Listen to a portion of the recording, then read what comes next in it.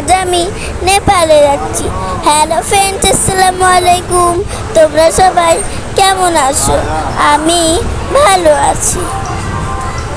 এটা কলকাতা স্টেশন।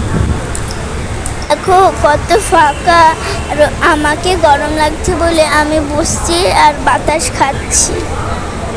পাপা গেছে জুস আনতে। এটা কলকাতার টিকিট কাউন্টার।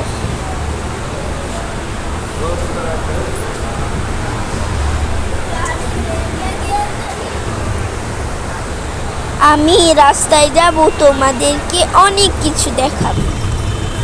এই যে আমরা শিয়ালদা থেকে ট্যাক্সি ধরেছি।